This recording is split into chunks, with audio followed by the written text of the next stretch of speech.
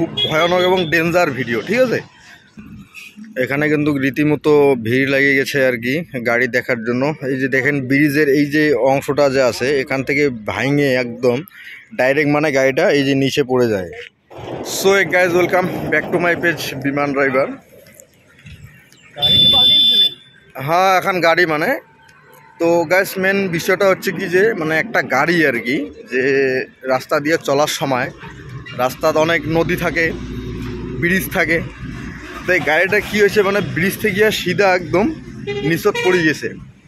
তো আজকে এইটাই তোমাকে দেখানোর কথা আর কি, দেখা যাক কী হয় বিষয়টা, কীভাবে মানে গাড়িটা পড়ছে এইটা ডিটেলসটা তোমাকে মানে দেখানোর আমি চেষ্টা করি, ঠিক আছে। তো দেখতে থাকো ভিডিওটা, খুব ভয়ানক এবং ডেঞ্জার ভিডিও, ঠিক আছে। এই দুর্ঘটনাটি ঘটেছে আসাম রাজ্যের বরপেটা ডিস্ট্রিক্টের ভুক্তাডোবা বাজার সংলগ্ন এলাকায়। এই ব্রিজের রেলিং ভেঙে একটি ডাম্পার গাড়ি সে ব্রিজের নিচে পড়ে যায় এবং আহত হয় ড্রাইভারগণ। কিন্তু বর্তমানে প্রশাসনের দেখা মেলেনি এই দুর্ঘটনাস্থলে। বর্তমান এই স্থানে মানুষের ভিড় রয়েছে দুর্ঘটনাগ্রস্ত গাড়ি দেখার জন্য।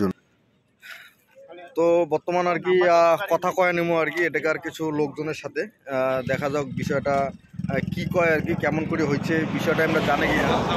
আচ্ছা পুরা ইয়াত মানে গাড়ীখন মানে কেতিয়া হয়েছে এক্সিডেন্টটো ক'ব পাৰে না আপুনি? এইটো তো মই দেখা পোৱা নাই, কিন্তু আমি এখন দেখা পাইছো। আচ্ছা এতিয়া দেখা পাইছে। গাড়ীৰ মানুহজন ভাল আছে না?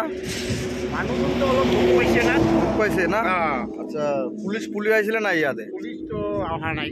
আচ্ছা পুলিচ অহা নাই না? নাই নাই। এইটো জাগাটোৰ নাম কি কয়? এইটো কয় ভুক্তাডোবা বাজাৰ। ভুক্তাডোবা বাজার, আচ্ছা একটু বরপেটা ডিস্ট্রিক্ট না? বরপেটা ডিস্ট্রিক্ট। বরপেটা ডিস্ট্রিক্ট, আচ্ছা ঠিক আছে, খুব ধন্যবাদ। ঠিক আছে, গাড়িটার মানে ড্রাইভাররা একটু সুস্থ আছে, অল্প মানে চোট পাইছে আর কি, কিন্তু এখন মেডিকেলে আছে। তো গাড়িটা আছে কোথাকার নাম্বার গাড়িটা দেখি গাড়িটা মনে হচ্ছে আসাম নাম্বারই আর কি, আসাম নাম্বার গাড়ি। এই যে এইরকম পাশটা দেখছেন নদীটা, এই যে ব্রিজ, এখানেই গাড়িটা একদম নিচে পড়ে যায়, ঠিক আছে। সবাই দেখে মানে খুব তাজ্জব খাচ্ছে যে গাড়িটা নিচে পড়ে গেছে একদম ব্রিজ থেকে।